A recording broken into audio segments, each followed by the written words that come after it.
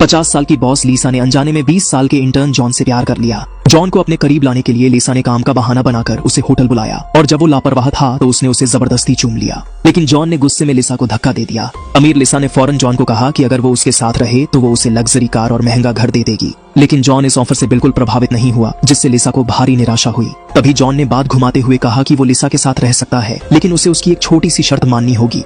John ने लिसा से कहा, क्या तुम चारों पैरों पर खड़ी हो सकती हो? लिसा ने कहा, क्यों? जॉन ने फिर कहा, बस एक बार करके देखो। क्यों नहीं, बस एक बार कोशिश करो। शायद फुटवर्क के लिए लिसा थोड़ा कंफ्यूज थी, लेकिन फिर भी वो जॉन के सामने चारों पैरों पर हो गई।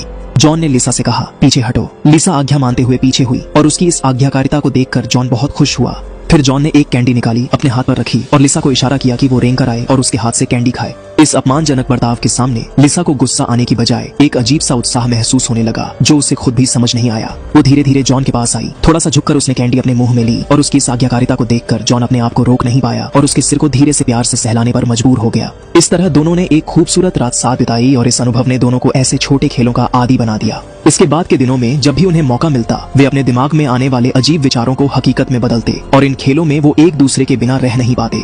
यहाँ तक कि काम के दौरान भी वो बेकाबू होकर खाली कमरों में जाकर कुछ पल का मजा ले लेते। हालांकि जब लिसा इस रिश्ते में पूरी तरह डूब चुकी थी, जो उसे शारीरिक और मानसिक खुशी दे रहा था, तभी एक हादसा हो गया। उस दिन जब वो काम से घर लौटी तो उसने देखा कि जॉन उसके अपने परिवार के साथ बैठा था। लिसा के दिल में अचानक घबराहट सी छा गई। हालांकि वो जॉन को बहुत पसंद करती थी, लेकिन उसका परिवार उसके लिए सब कुछ था और वो नहीं चाहती थी कि जॉन की वजह से उसका खुशहाल परिवार टूट जाए। इसलिए उसने फौरन बहाना बनाकर जॉन को बाहर बुला लिया। फिर उसने गंभीर होकर जॉन को चेतावनी दी कि वो कभी उसके परिवार के सामने न आए। इसके बाद लिसा ने कहा कि अब से वे सिर्फ काम के समय ही मिले, बाकी समय नहीं। लिसा ने कहा, मेरा परिवार मेरे लिए सब कुछ है, फिर कभी ऐसा मत करना।